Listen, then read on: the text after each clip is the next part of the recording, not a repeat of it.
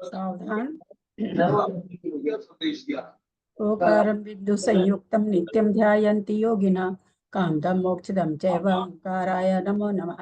अविरल समेत प्राक्षाली सकल भूतल कलंका मुनि विरूपासी तीर्था सरस्वती हरितु न दूरितम। अज्ञानतिमिरान्धानां ज्ञानाञ्जन शलाकया चक्षुरुन्मिलितं येन तस्मै श्री गुरुवे नमः। परम गुरुवे नमः। परम्पराचार्य गुरुभ्यो नमः। सकल कलुष विध्वसकम श्रेषां परिवर्धकम धर्म संबंधकम भव्य जीव मन प्रतिबोधकारकम पुण्य प्रकाश पापणासिमितम शास्त्रम श्री पद्म आदि पुराण ग्रंथराज नामधेयम अस्य मूल ग्रंथकर्ता श्री सर्वज्ञ देवास्तुत्तर ग्रंथकर्ता श्री गंधर देवा प्रतिगंधर देवा तेषां वचन सार्ता मासाद्य श्रीमत जिनसेनाचार्य न विरचितम् इदं शास्त्रं श्रोतारः सावधानतया शृण्वन्तु। मंगलम भगवान वीरो मंगलम गौतमो गणि मंगलम आद्यो जैन धर्मोस्तु मंगलम सर्वमंगल मंगल्यम सर्वकल्याणकारकम प्रधानम सर्वधर्मानां जैनम जयतु शासनम जैनम जयतु शासनम जैनम जयतु शासनम। सरस्वती नमस्तुभ्यं वरदे कामरूपिणि विद्यारंभं करिष्यामि सिद्धिर्भवतु मे सदा। द्वादशांग जिनवानी माता की जय। परम मांगलिक ग्रंथ आदि पुराण ग्रंथराज की जय। जिनसेना आचार्य की जय। पन्नालाल जी साहित्यकार की जय। सभी आचार्य उपाध्याय सर्व साधु के चरणों में नमोस्तु नमोस्तु नमोस्तु। सभी आरिका माता जी के चरणों में बंदामी बंदामी बंदामी। सभी छुल्लक छुल्लिका एलक के चरणों में इच्छामी इच्छामी इच्छामी। सभी प्रतिमाधारी के चरणों में ग्रुप में विराजमान प्रतिमाधारी के चरणों में वंदना वंदना वंदना। ग्रुप में विराजमान पूज्य चरणों का सादर चरण स्पर्श से सादर जय जिनेन्द्र। श्रीमते सकल ज्ञान साम्राज्य पद्मीभूषे धर्मचक्र भृते भर्त्रे नमः संसार भीमुषे भीमुषे संसार भीमुषे। बोलो आदिनाथ भगवान की जय। भाई साहब आए हैं क्या? अभी तो नहीं आए हैं। आज तो पढ़ेंगे ना समरी थोड़ी आज। नहीं वो लिखेंगे 84 क्या लिखे हैं। पीछा है समरी है। द्वितीय पर्व की समरी लिखी है और एग्जाम लिखी है। अच्छा मैसेज आया है क्या?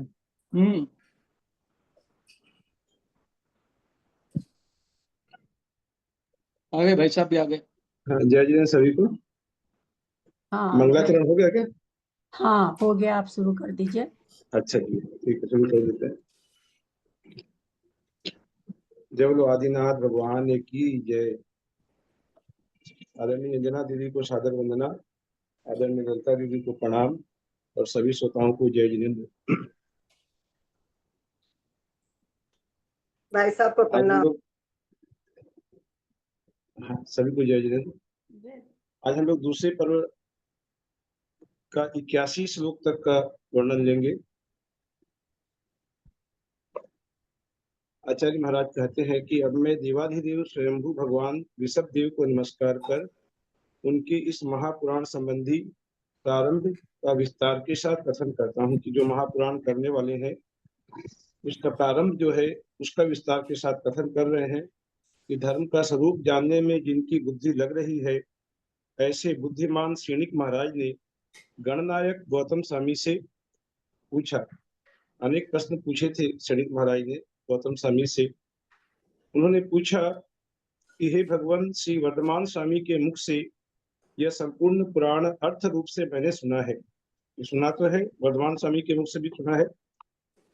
अब आपके अनुग्रह से उसे ग्रंथ रूप से सुनना चाहता हूँ। पूरी कथा के रूप में वे सुनना चाह रहे हैं इस चरित्र को, आदिनाथ भगवान के चरित्र को। ये पूरा जो पुराण है, आदिनाथ भगवान के साथ साथ अन्य भी जो तीर्थंकर हैं सभी के पुराण को वे ग्रंथ रूप से सुनना चाहते हैं। तो हे स्वामिन, आप हमारे अकारण बंधु हैं। हम पर बिना कारण के ही प्रेम करने वाले हैं। आपका हमारे पर जो प्रेम है उसके लिए कोई कारण नहीं है, कोई स्वार्थ नहीं है, तथा जन्म मरण आदि दुखदायी रोगों से कृष्णा जी म्यूट हो जाइए। जन्म मरण आदि दुखदायी रोगों से पीड़ित संसार के प्राणियों के लिए आप अकारण स्वार्थ रहित वैद्य हैं। संसार में अनेक डॉक्टर वैद्य हैं, लेकिन उन सब का वे जो हमारी चिकित्सा करते हैं उसके पीछे उनका स्वार्थ है। बिना कारण के, बिना स्वार्थ के कोई भी संसार का वैद्य या डॉक्टर चिकित्सा नहीं करता। लेकिन हे गौतम स्वामी, आप बिना कारण स्वार्थ रहित वैद्य हैं। आप हमारे जो जन्म मरण के रोग की चिकित्सा कर रहे हैं, इस चिकित्सा के लिए आपका अपना निजी कोई स्वार्थ नहीं है। हे देव,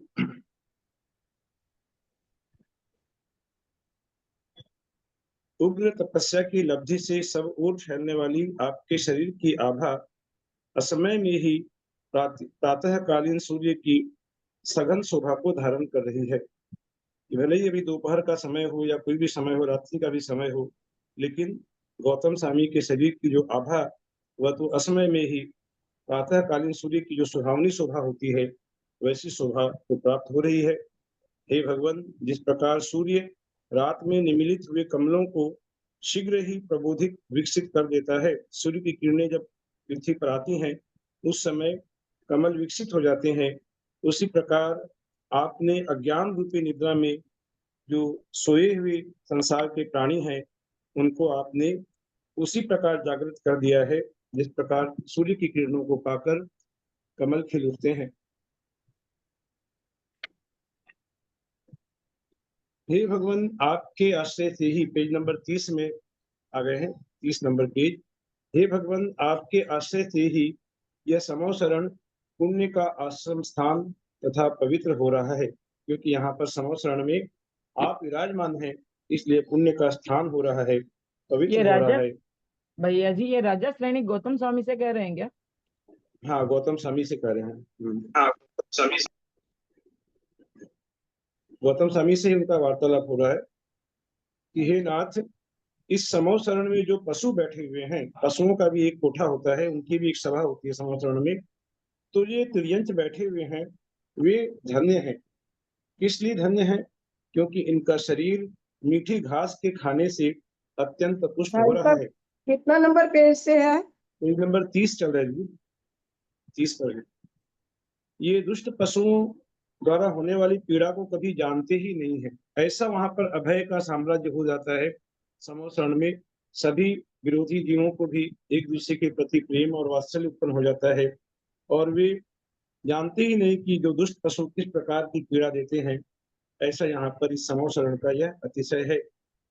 पाद प्रक्षालन करने से इधर उधर फैले हुए कमंडल के जल से पवित्र हुए ये हरिणों के बच्चे इस तरह बढ़ रहे हैं मानो अमृत पीकर ही बढ़ रहे हैं।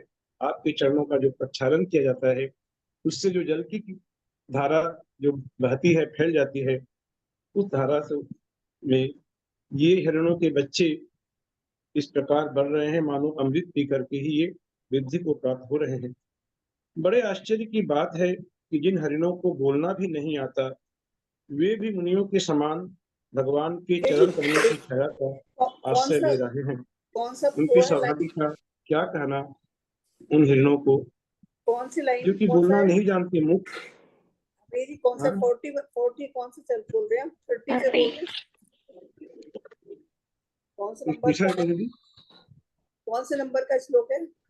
ये अभी चल रहा है 14 नंबर श्लोक, 30 number page, page number 30, 14 number श्लोक।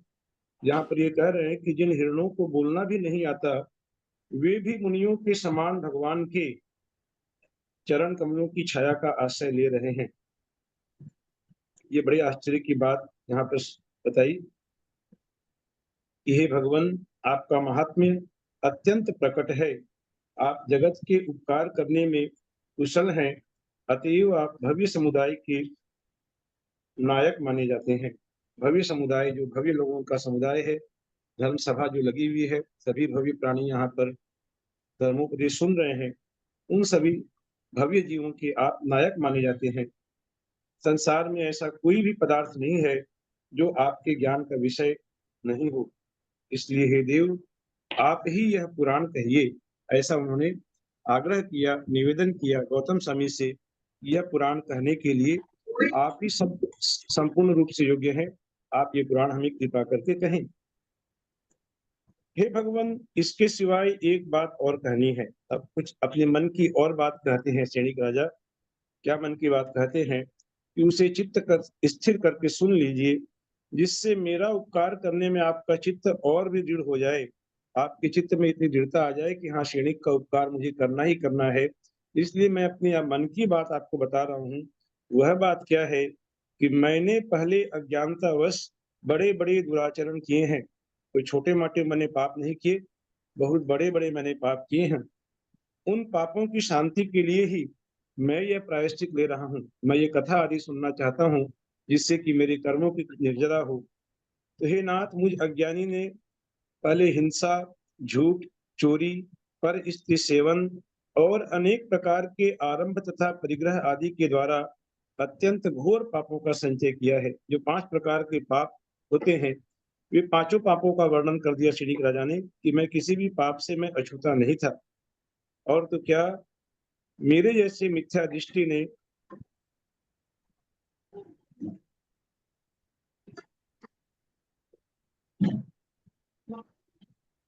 मुनिराज के वध करने में भी कोई कसर नहीं छोड़ी।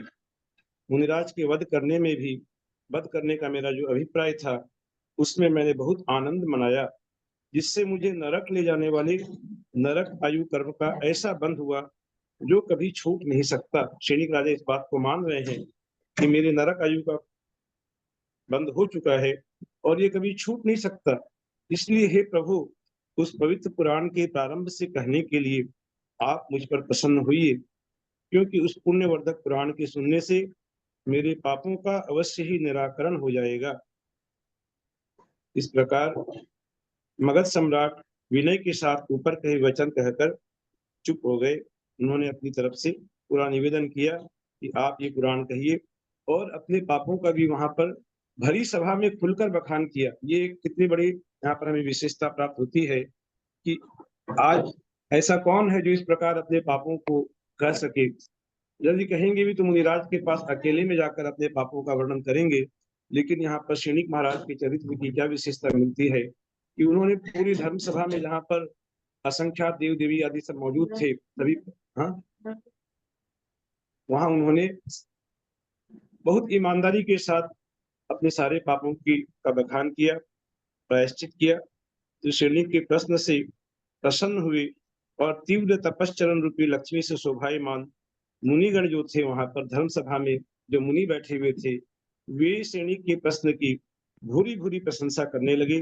वे सभी रोमांचित हो गए, इस प्रश्न को सुनकर गदगद हो गए और कहे कि हे मगधेश्वर, तुम धन्य हो, प्रश्न करने वालों में तुम अत्यंत श्रेष्ठ हो, इसलिए भी तुम धन्य हो। महापुराण संबंधी प्रश्न पूछते हुए तुमने हम लोगों के चित्त को बहुत हर्षित किया है। शिष्ट अक्षरों से सहित जिस पुराण को हम लोग पूछना चाहते थे, सबके मन में इस पुराण को जानने की जिज्ञासा थी, लेकिन सैनिक महाराज ने जिस प्रकार से निवेदन किया, मानो सभी मुनिराजों के मन की बात को उन्होंने वहां पर व्यक्त कर दिया। यह कैसा अच्छा संबंध मिला है। हे सैनिक, धर्म का स्वरूप जानने की इच्छा करते हुए आपने सारे संसार को जानना चाहा है, अर्थात धर्म का स्वरूप जानने की इच्छा से आपने पूरे संसार के स्वरूप को जानने की इच्छा प्रकट की है।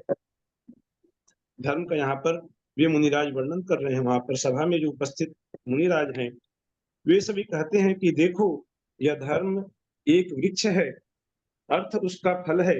यदि धर्म वृक्ष है तो उस वृक्ष में फल भी लगेंगे। उसका फल क्या है? तो अर्थ उसका फल है और काम उसके फलों का रस है। बहुत ही सुंदर यहाँ पर वर्णन किया है। 4-5 लोगों का म्यूट खुला हुआ है, प्लीज म्यूट हो जाइए ना सब कोई। म्यूट कर लीजिए सभी कोई। यहाँ कहते हैं वे मुनिराज की धर्म, अर्थ और काम, इन तीनों को त्रिवर्ग कहते हैं। इस त्रिवर्ग की प्राप्ति का मूल कारण क्या है? धर्म का सुनना है। तुम यह निश्चय करो कि धर्म से ही अर्थ, काम, स्वर्ग की प्राप्ति होती है। ऐसा निश्चय कर है कि धर्म से ही अर्थ की प्राप्ति होती है, धर्म से ही काम की प्राप्ति होती है और धर्म से ही स्वर्ग की प्राप्ति होती है। जो धर्म की इच्छा करता है वह समस्त इष्ट पदार्थों की इच्छा रखता है। धर्म की इच्छा रखने वाला मनुष्य ही धनवान होता है और वही मनुष्य सुखी होता है जो धर्म की इच्छा रखता है। मन चाही वस्तुओं को देने के लिए धर्म क्या है? यहाँ पर 3 प्रकार के दृष्टांत से बताया कि मनचाही वस्तु तो सभी प्राप्त करना चाहते हैं कि हमारे मन में जो इच्छा है इसकी हमें प्राप्ति हो जाए। तो उसके लिए धर्म क्या है ये बता रहे हैं। पर सबसे पहले कि कामधेनु है, कि कामधेनु गाय से जिस प्रकार इच्छित वस्तुओं की प्राप्ति होती है वैसे धर्म भी कामधेनु के समान है। आगे बताया महान चिंतामणि के समान है, चिंतामणि रत्न से भी इच्छित वस्तुओं की प्राप्ति होती है, तो उससे उसकी उपमा की। और यह धर्म ही स्थिर रहने वाला कल्प वृक्ष है कि कल्प वृक्ष से जो मांगे वह मिल जाता है। तो ऐसा यह धर्म क्या है? कामधेनु गाय है, ये चिंतामणि रत्न है, या फिर यह कल्प वृक्ष है। और धर्म ही अविनाशी निधि है। हे सैनिक, देखो धर्म का कैसा महात्म्य है। ये सारी बातें गौतम स्वामी नहीं कह रहे, बल्कि वहां पर सभा में जो विराजमान मुनिराज हैं वे लोग ये कह रहे हैं कि 4 हो देखो। गए ना, है ना? हाँ, चौथा भी और बोला क्या आपने? हाँ। हे सैनिक, देखो कुछ पूछा क्या आपने दीदी? देखो धर्म का कैसा महात्म्य है। जो पुरुष धर्म में स्थिर रहता है, निर्मल भावों से धर्म का आचरण करता है, वह उसे अनेक संकटों से बचाता है। अर्थात जो धर्म में लीन रहता है, धर्म उसे अनेक संकटों से बचाता है, क्योंकि कहते हैं धर्म ही सच्चा मित्र है, वो उसे बचाता है। यहाँ तक कि देवता भी उस पर आक्रमण नहीं कर सकते। देवता भी जो दुष्ट देवता होते हैं वे ऐसे धर्मात्मा पुरुष से दूर दूर ही रहते हैं, उसके पास आने का वे साहस नहीं कर सकते। यह धर्म नरक, निगोद आदि के दुखों से इस जीव की रक्षा करता है और अविनाशी सुख से युक्त मोक्ष स्थान में इसे पहुंचा देता है, इसलिए इसे धर्म कहते हैं। इतनी सुंदर बात कही। धर्म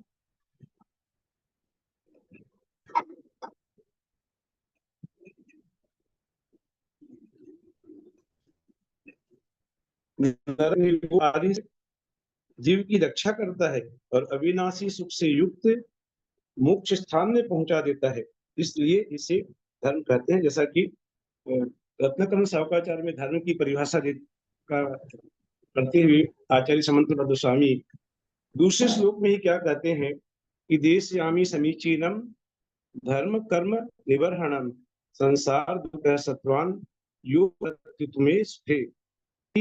धर्म है जो दुखों से छोड़कर स्वर्ग और मोक्ष के सुख में स्थित कर दे, वह धर्म है। यहाँ भी समय है, एक मिनट।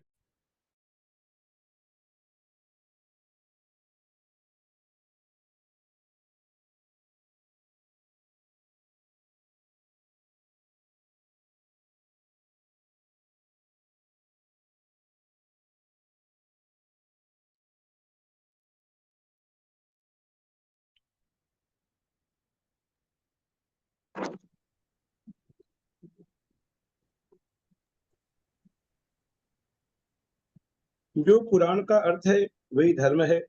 मुनिजन पुराण को 5 प्रकार का मानते हैं: क्षेत्र, काल, तीर्थ, सत्पुरुष और उनकी चेष्टाएं। मोक्ष प्राप्ति की उपाय भूत सम्यक दर्शन, सम्यक ज्ञान और सम्यक चारित्र को तीर्थ कहते हैं। इस तीर्थ का सेवन करने वाले शलाका पुरुष सत्पुरुष कहलाते हैं और पापों को नष्ट करने वाले उन सत्पुरुषों के आचरण को उनकी चेष्टाएं अथवा क्रियाएं कहते हैं।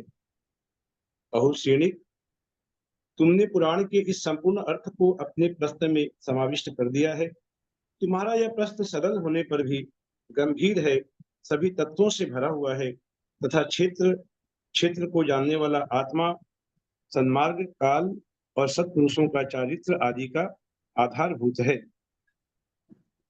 आगे कहते हैं, पेज नंबर 33 में है, 33। हे बुद्धिमान सैनिक, युग के आदि में भरत चक्रवर्ती ने भगवान आदिनाथ से यही प्रश्न पूछा था। जो प्रश्न सैनिक ने पूछा था वही प्रश्न भरत चक्रवर्ती ने भी आदिनाथ स्वामी से पूछा था जो कि हम लोग इसके पिछले पर्व में पढ़ चुके हैं। और यही प्रश्न चक्रवर्ती सगर ने, जो दूसरे चक्रवर्ती का नाम सगर चक्रवर्ती, उन्होंने दूसरे तीर्थंकर भगवान अजितनाथ से भी पूछा था। और आज तुमने भी यही प्रश्न पूछा है। इस प्रकार वक्ता और श्रोताओं की प्रमाणभूत सच्ची परंपरा चली आ रही है। यदि वक्ता तीर्थंकर यदि दिव्य ध्वनि के द्वारा कहते हैं तो सुनने वाले प्रश्न भी करते हैं। तो ये प्रश्न पूछने की और उपदेश देने की ये परंपरा जो है यह युगों युगों से चली आ रही है। हे राजन, हे सैनिक, तुम प्रश्न करने वाले, भगवान महावीर स्वामी उत्तर देने वाले, और हम सब तुम्हारे साथ सुनने वाले हैं। सैनिक के साथ साथ जितने वहां पर सभा में जीव हैं वे सभी इस कथा को सुनने वाले हैं। ऐसी सामग्री पहले न तो कभी मिली और न कभी आगे मिलेगी। इसलिए पूर्ण सिद्ध ज्ञान को धारण करने वाले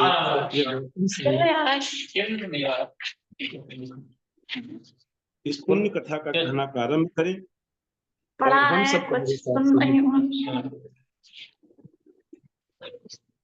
कमलेश जी इस म्यूट प्रकार होइए। वे सभी मुनिगण महाराज सैनिक को धर्म में उत्साहित कर, कि महाराज सैनिक ने इतने प्रश्न पूछे थे, उनका उत्साह बढ़ाया। उन मुनिराजों ने उनका उत्साह वर्धन किया कि आपने इतना सुंदर प्रश्न पूछा। और वे सभी उच्च स्वर से गंधर स्वामी का नीचे लिखा हुआ स्तोत्र पढ़ने लगे। और वे सभी मुनिराज वहां पर गौतम गंधर स्वामी की बहुत ही विनय पूर्वक स्तुति करते हैं। वे क्या स्तुति करते हैं ये अभी हम लोग आगे जानेंगे। कहते हैं, हे स्वामिन, गौतम स्वामी को कहते हैं, हे स्वामिन, यद्यपि प्रत्यक्ष ज्ञान के धारक बड़े बड़े मुनि भी अपने ज्ञान द्वारा आपके अभ्युदय को नहीं जान सके हैं, फिर भी हम लोग प्रत्यक्ष स्तोत्रों के द्वारा आपकी स्तुति के लिए तत्पर हुए हैं। कि आपके द्वारा ज्ञान के द्वारा बड़े बड़े जो मुनि भी आपको नहीं जान सके हैं, हम लोग आपकी स्तुति करने के लिए तत्पर हुए हैं। यह एक आश्चर्य की बात है। गौतम स्वामी की विशेषताएं बता रहे हैं कि क्या उनमें गुण है कि आप 14 महाविद्या। भाई साहब हाँ, कितना नंबर क्या पेज से पढ़ रहे हैं? हाँ, नहीं बोले क्या कितना पूछा? नंबर पेज में बोल रहे हैं? पेज नंबर 33, मतलब 33 नंबर पेज में अभी गौतम स्वामी की स्तुति कब चल रही है? 47 नंबर के बाद में आ गए। आप 14 महाविद्या अर्थात 14 पूर्व रूपी सागर के पारगामी हैं। हम लोग मात्र भक्ति से प्रेरित होकर आपकी स्तुति करना चाहते हैं। हे नाथ, बड़े भी यह मानते हैं कि आप योगियों में योगी हैं, प्रसिद्ध हैं, के धारक हैं, तथा संघ के आपकी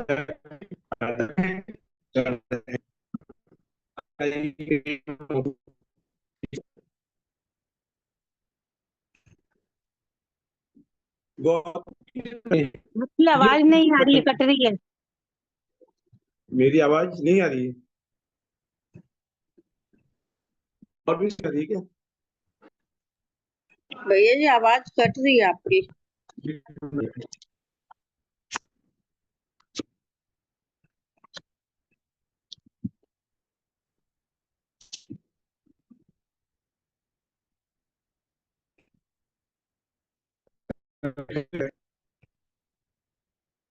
मैं फिर बंद कर लेता वीडियो ऑफ कर दीजिए। हाँ, वीडियो बंद कर लेता हूँ।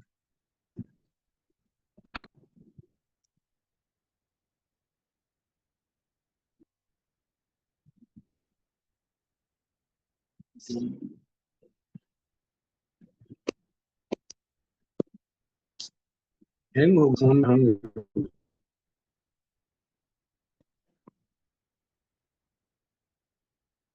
अभी आवाज आ रही है क्या? अभी आप बोले वो तो आ रही है।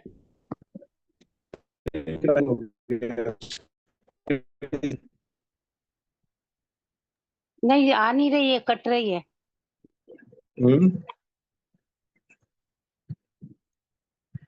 थोड़ी देर बाद नहीं, सही आपने हो जाएगा कि ज्यादा इस डिस्टर्ब हुई। पेज पर जा ही नहीं पा रहा हूँ, ये फोन हो गया है।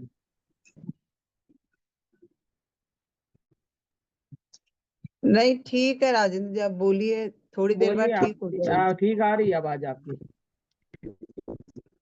उत्कृष्ट वाणी को गौतम कहते हैं, और वह उत्कृष्ट वाणी सर्वज्ञ तीर्थंकर की दिव्य ध्वनि ही हो सकती है। से ज्ञान है, उस भगवान तीर्थंकर की दिव्य ध्वनि को जानने वाले आप हैं, उसका अध्ययन आप करते हैं, इसलिए आप गौतम माने गए। यह नाम आपका है। आगे कहते हैं कि भगवान वर्धमान स्वामी गौतम, गौतम लिखा, गौतम अर्थात उत्तम, 16वें स्वर्ग से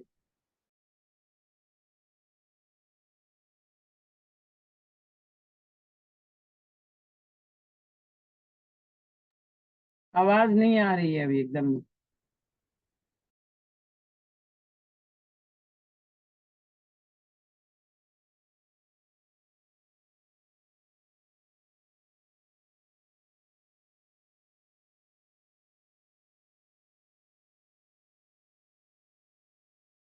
आज का समरी का डाला था क्या क्लास में? आया नहीं था, दोपहर तक तो नहीं आया था। आया नहीं हुआ है, डाला दोपहर तो के है, बाद में आया पेपर का भी बोला हुआ है। बाद में आया था, बाद में 5 बजे बाद आया, अच्छा। 10 बजे बाद आया। हाँ, जब भी मैंने देखा नहीं था।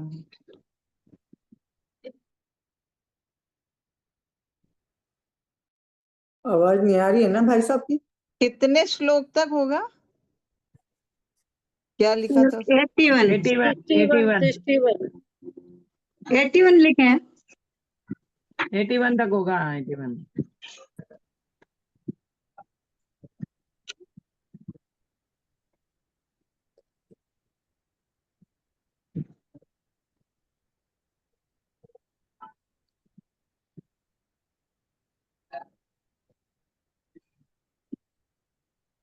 भाई साहब की आवाज नहीं आ रही है ना?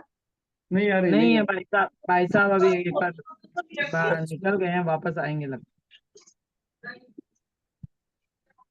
शर्मिला दीदी, जो हाँ। ग्रुप में आप अपने कौन से ग्रुप में हैं, वो ग्रुप का नाम बताइए। वो तो ज्वाइंट अभी हुए नहीं, ग्रुप में तो नहीं ज्वाइंट हुए। स्टूडेंट ग्रुप में नहीं है आप? नहीं तो ठीक है, मैं चेक करती हूँ। स्टूडेंट ग्रुप में मंजू जी बोली थी, ऐड कर दिया मैंने। दीदी आप म्यूट हो, दीदी आप कुछ बोल रहे हो तो म्यूट हो। फोन में बात कर रहे हैं, वो फोन में। अच्छा।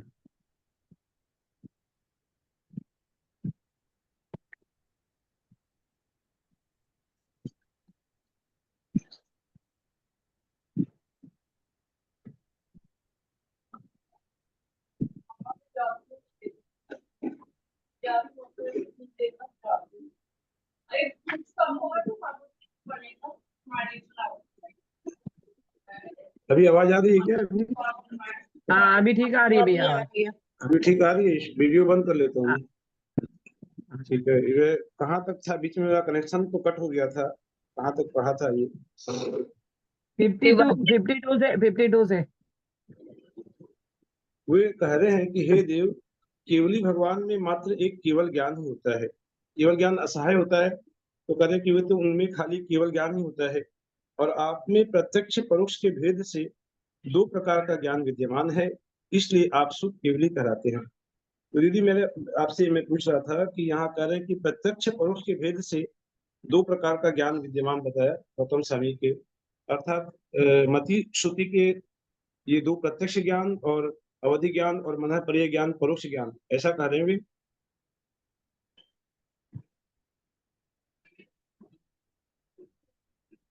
क्या ललिता बोल दीदी रहा है है? क्या? क्या बोल रहे हैं?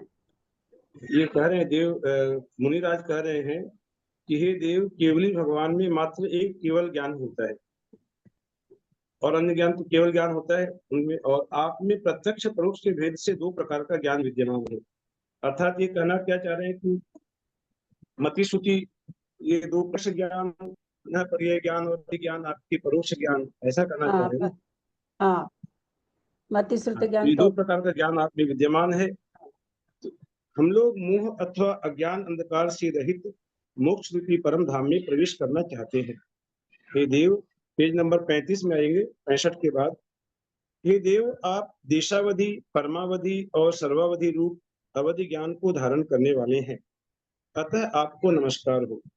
यहाँ पर अब ये इन्होंने मुनिराजों ने नमस्कार की वर्षा आरंभ कर दी।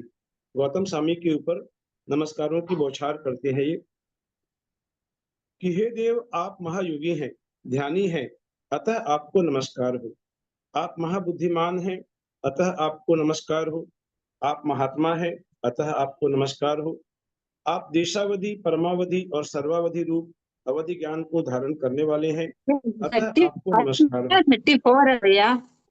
हाँ, 35 से 34 से पढ़ रहे हैं। 35 में आ गए हैं। थोड़ा छोड़ छोड़ के पढ़ रहे हैं, पूरा तो पढ़ने में बहुत समय लगेगा, छोड़ छोड़ के पढ़ रहे हैं। 35 में अभी पढ़ 35 का 66 नंबर से। कौन सा 66 नंबर?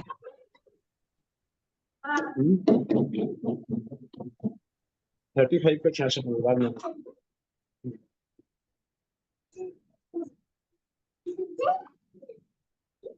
आप पोस्ट, अब ये गंधर्व भगवान 63 रिद्धियों के धारक हैं, उनका वर्णन करते हुए उनको नमस्कार कर रहे हैं।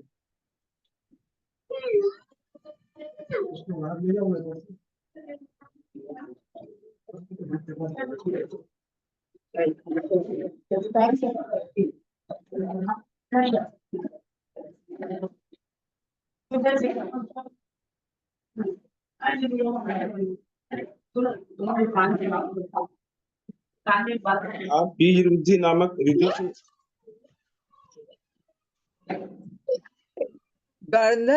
गंधर्व जी के लिए बोल रहे हैं ना आप? 63 रिद्धियों के धारक हैं।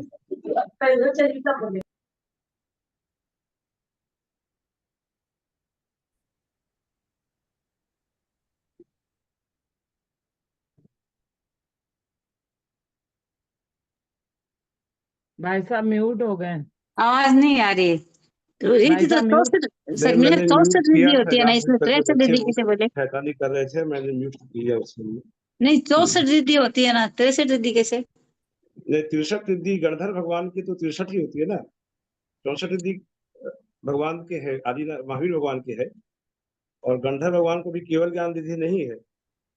तो केवल ज्ञान रिद्धि छोड़कर बाकी सभी 63 रिद्धियां गौतम स्वामी में है।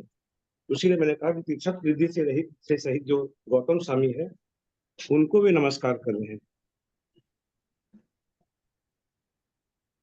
केवल ज्ञान रिद्धि को छोड़कर बाकी सारी रिद्धियां होती हैं गौतम स्वामी में। केवल ज्ञान जब उनको होगा तब 64 रिद्धि के वे धारक होंगे। ठीक है ना? तो हे देव, आप कोष्ठ बुद्धि नामक रिद्धि को धारण करने वाले हैं, अर्थात आप जिस प्रकार कोठे में अनेक प्रकार के धान्य होते हैं, उसी प्रकार आपके हृदय में भी पदार्थों का ज्ञान भरा हुआ है, अतः आपको नमस्कार हो।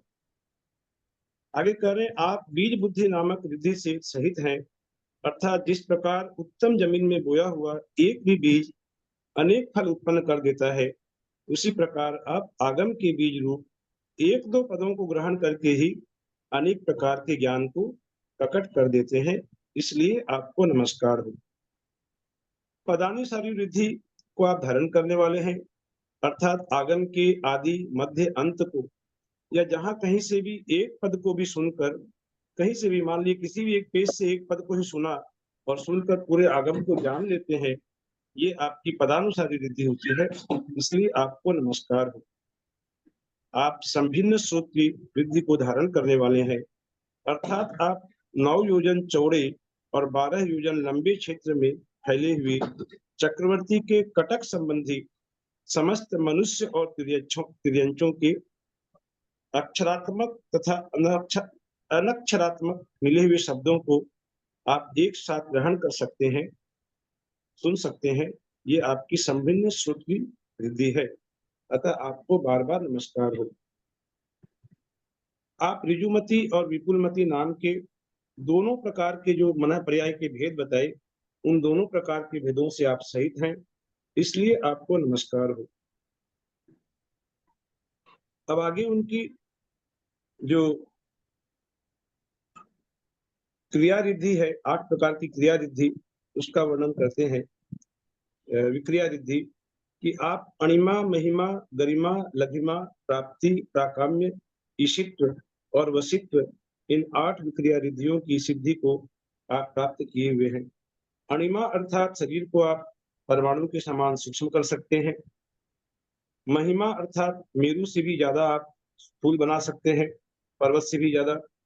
और गरिमा अर्थात बहुत भारी वजनदार कर सकते हैं। लघिमा अर्थात बहुत हल्का कर सकते हैं। आप अढ़ाई द्वीप में कहीं भी जा सकते हैं, या जल में स्थल की तरह, स्थल में जल की तरह चल सकते हैं। ईशित्व अर्थात आप चक्रवर्ती के समान विभूति को प्राप्त कर सकते हैं। और वशित्व अर्थात जो विरोधी जीव है उनको भी आप वश में कर सकते हैं। ये आपकी 8 प्रकार की विधियां, विक्रिया विधियों का वर्णन किया। अब आगे औषधि विधियों का वर्णन करते हैं। आपके वमन की वायु समस्त रोगों को नष्ट कर सकती है। आपके मुख से निकले हुए कफ को स्पर्श कर बहने वाली वायु सब रोगों को हर सकती है। यहाँ पर हम ऊपर में नाम दिए हैं सभी औषधि विधियों के, आमर्ष, फेल, वाग्विप्रूट आदि जो नाम दिए हैं। उसके बाद फिर उनका वर्णन बताया गया है कि आपके मल को स्पर्श कर बहती हुई वायु सब रोगों को हर सकती है। आपके शरीर को स्पर्श कर बहती हुई वायु सब रोगों को दूर कर सकती है, क्योंकि मल को स्पर्श करती हुई जो वायु है उससे रोगों का निवारण होता है। शरीर को स्पर्श करके बहती हुई वायु से भी रोगों का निवारण होता है। आगे आप अमृत सावणी, मधु सावणी, क्षीर सावणी और घृत सावणी आदि रस रिद्धियों को धारण करने वाले हैं। रस रिद्धियां 6 प्रकार की होती है ना, 6 प्रकार की रस रिद्धि, उनको आप धारण करने वाले हैं। ये रस रिद्धि क्या है कि भोजन में मिला हुआ विष भी आपके प्रभाव से अमृत रूप हो जाता है। सभी कोई म्यूट हो भोजन यदि जाइए ना, मीठा 4-5 नहीं भी हो, लोगों का खुला हुआ है प्लीज। बहुत डिस्टर्ब हो रहा है आज, बार बार क्यों खोल रहे हैं सब कोई। अमृत सावणी रिद्धि क्या है कि भोजन में विष भी मिला हो तो वह आपके प्रभाव से अमृत रूप हो सकता है। ये अमृत सावणी रिद्धि। मधु श्रावणी रिद्धि अर्थात भोजन मीठा नहीं भी है, रूखा सूखा भोजन भी है, तो वह भी मधु के समान मीठा हो सकता है। ये मधु श्रावणी रिद्धि है। और क्षीर श्रावणी रिद्धि, क्षीर का अर्थ हुआ दूध, यहाँ क्षीर श्रावणी अर्थात दूध। तो आपके निमित्त से भोजन गृह में अथवा भोजन में दूध झरने लग सकता है, ये क्षीर श्रावणी रिद्धि। और घृत श्रावणी, कि आपके प्रभाव से भोजन गृह से घी की कमी दूर हो सकती है, आदि आदि ये वर्णन किया। अतः आपको नमस्कार हो। हे देव, आप चारण विधियों का वर्णन कर रहे हैं कि भगवान गौतम स्वामी के पास सभी प्रकार की चारण विधियों के वे स्वामी हैं। तो आप जल चारण, जंघा चारण, फल चारण, श्रेणी चारण, तंतु चारण, पुष्प चारण और अंबर चारण आदि चारण विधियों से युक्त हैं। इनका भी सबका अलग अलग वर्णन किया कि आप जल में भी स्थल के समान चल सकते हैं, ये जल चारण रिद्धि। तथा ऐसा करने पर यदि वे जल में चलते हैं तो उस ऐसा करने पर जल का एक जो जीव है उनको किसी भी प्रकार की उनकी विराधना नहीं हो सकती। ये जल चारण रिद्धि है। आप बिना कदम उठाए ही आकाश में चल सकते हैं, ये जंघा चारण रिद्धि है। आप वृक्षों में लगे फलों पर गमन कर सकते हैं, ये फल चारण रिद्धि है। और आप आकाश में श्रेणीबद्ध गमन कर सकते हैं, बीच में आए हुए पर्वत आदि भी आपको नहीं रोक सकते, ये श्रेणी चारण रिद्धि है। तंतु चारण अर्थात आप सूत अथवा मकड़ी के जाल के तंतुओं पर गमन कर सकते हैं, उसके भार से वे टूटते नहीं हैं। और पुष्प चारण अर्थात पुष्पों पर भी गमन कर सकते हैं। अब इसके बाद अक्षीण रिद्धि का वर्णन करते हैं कि हे स्वामिन, आप अक्षीण रिद्धि के धारक हैं, अर्थात आप जिस भोजनशाला में भोजन करते हैं। अंबर चारण रिद्धि भी होती है ना? अंबर चारण रिद्धि, अंबर चारण माने आकाश में चलने की जो शक्ति है वो अंबर चारण।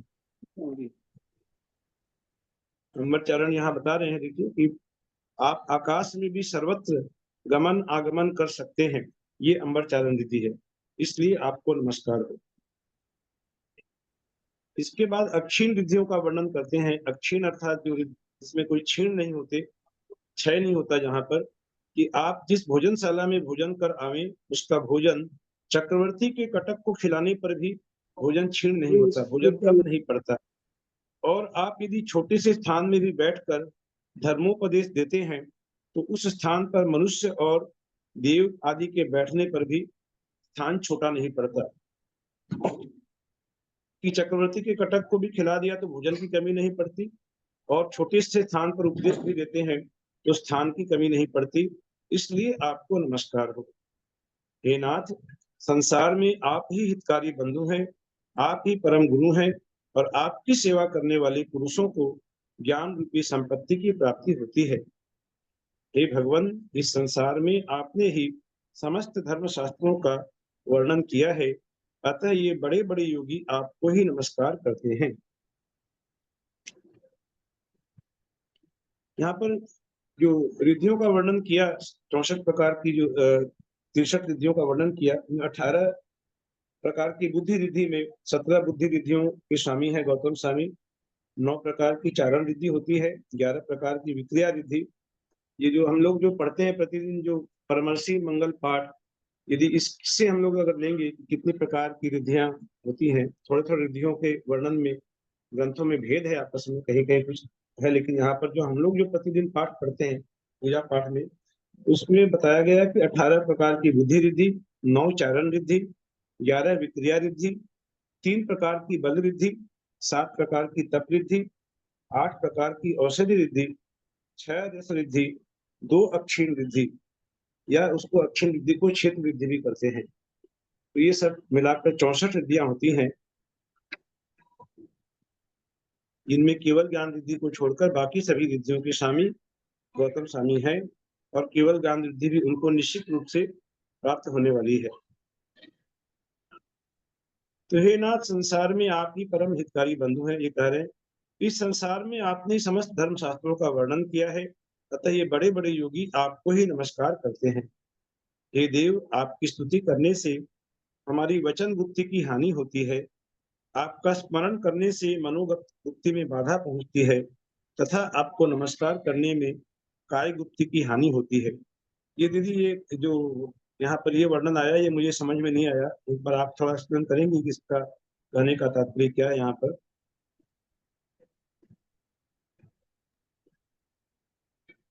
क्या चीज है मेरे पास? ये कह रहे हैं, मैं फिर से पढ़ रहा हूँ, ग्रंथ नहीं ये है। कह रहे हैं, मुनिगण कह रहे हैं कि आपकी स्तुति करने से हमारी वचन गुप्ति की हानि होती है, अतः गौतम स्वामी की स्तुति करने से हमारी वचन गुप्ति की हानि होती है।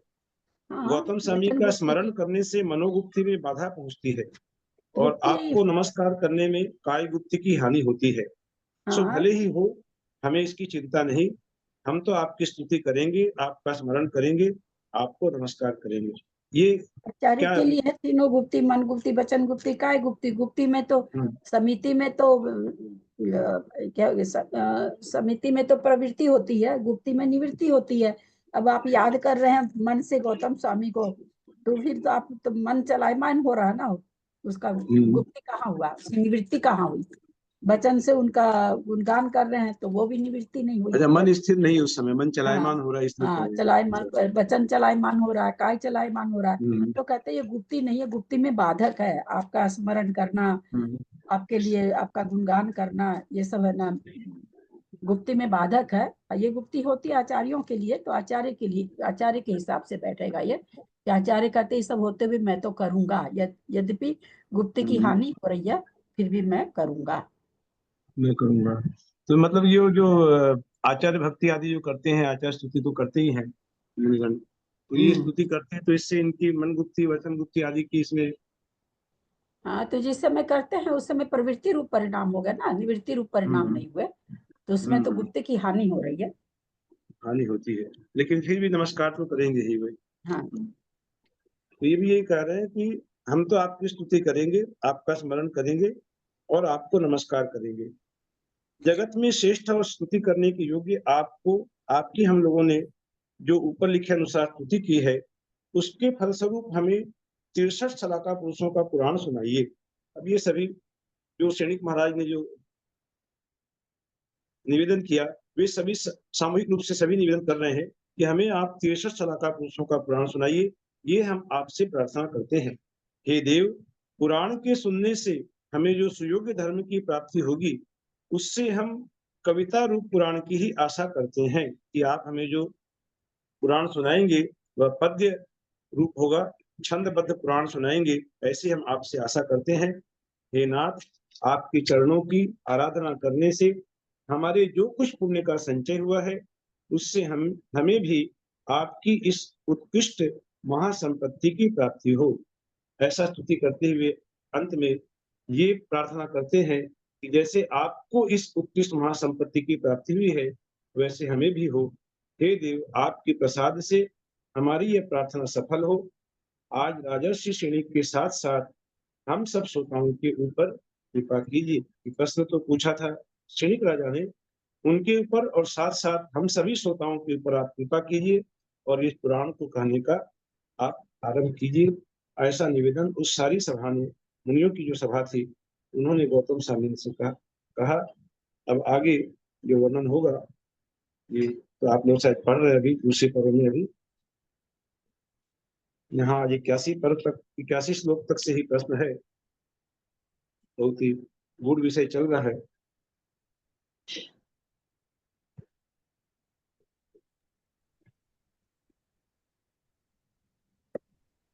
पहले वाले अभी जो पर्व का आपने 61 से लेके उसका पेपर बनाया, बहुत ही जोरदार बनाया। फिर बहुत ढूंढना पड़ा। आज वाले को भी बहुत ढूंढना पड़ा। हाँ, आज वाले में तो 61 से जो 210 तक का था ना, वो बहुत ढूंढना पड़ा, मुझे तो बहुत ही टाइम लगा। मतलब कहाँ कोने कोने आगे में, पीछे मतलब चल रहे हैं ना कि मैंने पूरा पढ़ना पड़ रहा है कि हाँ, उत्तर के लेकिन लिए। तो बहुत वो अच्छा मन मिलता लग रहा नहीं है था। जल्दी से, मिल नहीं मन रहा। लग रहा था। क्वेश्चन उसमें आंसर जब भैया जी आपको उत्तर मिल बहुत जाता ही है तो बढ़िया कंटिन्यू नहीं आ रहे हैं ना, बनाया। आगे मैंने पीछे क्या आ रहे हैं होता ना है ना क्वेश्चन कि आंसर। पहले जब प्रश्न आपको उत्तर मिल जाता है, खोजते खोजते उत्तर मिल जाता है तो मन को बड़ी प्रसन्नता होती है कि हाँ ये उत्तर यहाँ पर मिल गया। नहीं, हम लोग हाँ, को बार बार पढ़ना पड़ता था। पर लेकिन बहुत अच्छा लग रहा नहीं, था। वैसे भी बहुत क्वेश्चन अच्छा, बहुत बढ़िया पेपर बनाया, बहुत बढ़िया। क्वेश्चन कंटिन्यू, टाइम लगा बात अलग है, पर बहुत ही अच्छा। उसमें क्वेश्चन टाइम क्या लगा, कंटिन्यू मजा नहीं टाइम है लगा। ना, कंटिन्यू नहीं दिए ना, वो आगे पीछे दिए तो पहले आगे पढ़ रहे हैं, फिर पीछे पढ़ रहे हैं, फिर आगे पढ़ रहे हैं, फिर पीछे पढ़ रहे हैं, पूरा पढ़ते पढ़ते। तो कम से कम नहीं, 4 बार 5 आगे बार तो पीछे पढ़ना हो हो जाता वो है ना कोई इससे। बात नहीं, अपने को इतना पता नहीं कि कौन से में कहाँ आएगा, वो इसीलिए ज्यादा हाँ, ढूंढना पड़ता। इसीलिए बार आगे बार पीछे पढ़ तो रहे होता थे, ही है, बार लाइन बार लाइन पढ़ते से थे। दे दिया तो फिर क्या पेपर हुआ, वही तो फिर बार कोई बार पेपर पढ़े ना, थोड़ी तभी हुआ। तो मजा आया ना, तभी तो मजा आया, पूरा बार बार पढ़ते गए 5-6 बार पढ़ पढ़ते लिया गए, तो कहाँ वो तो मिलेगा आपका कहाँ लाभ हो गया ना कि इस बहाने 5-6 बार तो पढ़ा गया। हाँ ये तो हाँ, बहुत बार बार वही है। तो ये हमारा पुराण तो 4-5 बार हो जाता है। अच्छा है। भाई साहब, जयेंद्र भैया जी, इसमें ना भाई साहब, 34 नंबर पर वाला कल बताइए ना, वाले में 34। बहुत पजल हुए, कल वाले में हाँ? बहुत पजल हुए। नहीं एक वो आप वो बताइए, उसमें आप चक्रवर्ती के हाँ, समान भैया जी 34 श्लोक बताइए, 34 श्लोक।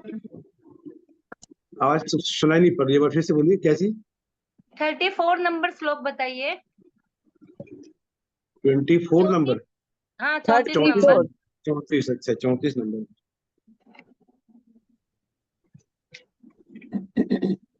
34 नंबर में मनचाही वस्तुओं को देने के लिए धर्म ही कामधेनु है।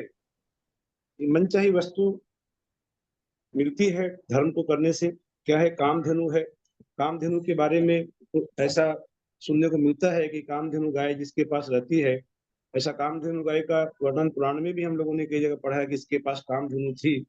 तो उसे किसी पुराण में मैंने पढ़ा है, हरिवंश पुराण या मुझे को ध्यान में आ रहा है कि उसके पास कामधेनु थी, उससे उसे हर प्रकार की इच्छित वस्तुओं की प्राप्ति होती थी। तो ये धर्म कामधेनु के समान बताया, और धर्म को चिंतामणि रत्न के समान बताया कि चिंतामणि रत्न से भी सब प्रकार की इच्छित वस्तुएं मिलती हैं।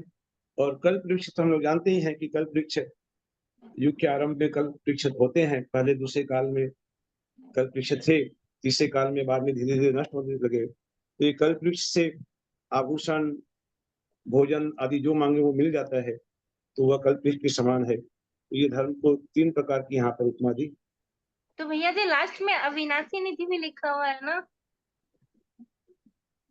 इन्हीं को लिखा है क्या? धर्म ही अविनाशी निधि है। अविनाशी निधि है कि धर्म 4 ही हो गए ना, अविनाशी निधि है। 4 ये हो गए धर्म ना। नहीं, वो वहां पर 3 ही माना जाएगा। धर्म ही वो उसका एक कंक्लूजन है, वहां पर उपसंहार है कि धर्म अविनाशी निधि है, कि धर्म जो धारण करता है उसको ऐसी निधि प्राप्त होती है जो जिसका नष्ट नहीं हो, इस प्रकार का धर्म के कारण। जी मतलब ठीक है मैम, जी ठीक है। तीन कारण है, तीन ही कारण है, हाँ? तीन ही बताया यहाँ पर, हाँ 3 है।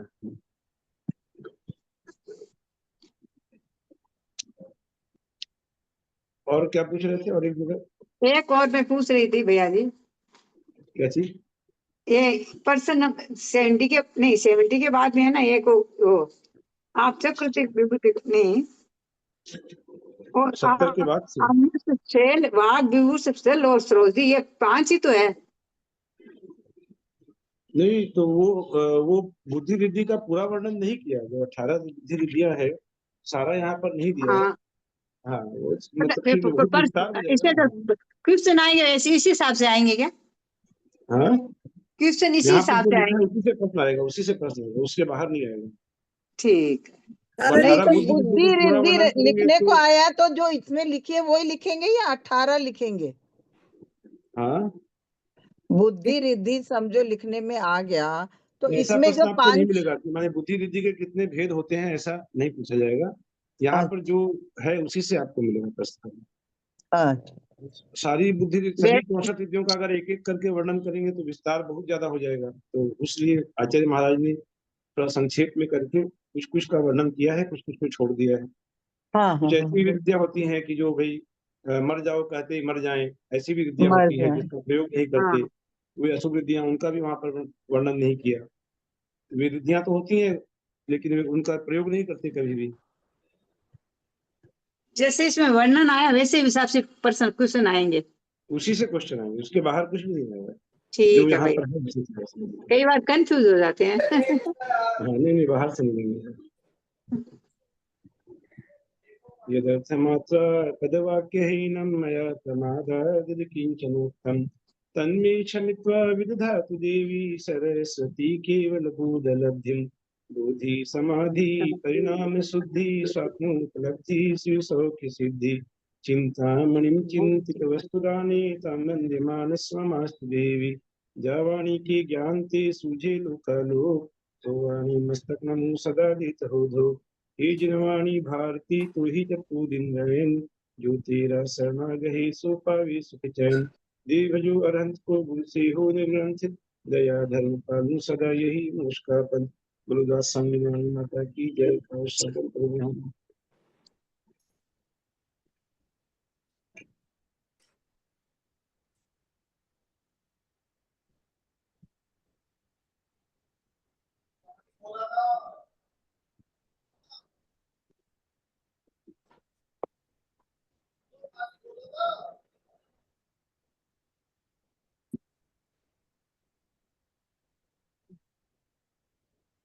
दीदी को चरण स्पर्श, बाकी सबको सादर जय जिनेन्द्र। जय जिनेन्द्र। ललिता दीदी को प्रणाम, बाकी सबको जय जिनेन्द्र। प्रतिमाधारियों को वंदना, सभी बड़ों को सादर जय, सभी को सादर जय जिनेन्द्र। ललिता को जय जिनेन्द्र, राजेंद्र भैया को जय जिनेन्द्र। अंजना दीदी ललिता को जी को वंदना, जोड़ सकते ललिता हैं, दीदी को अंजना प्रणाम, राजेंद्र भैया जी को प्रणाम, सभी बड़ों को प्रणाम, सभी को जय जिनेन्द्र। अंजना ललिता जी को जोड़ सकते हैं, अंजना जी को, अंजना राजेंद्र जी को सादर जय जिनेन्द्र।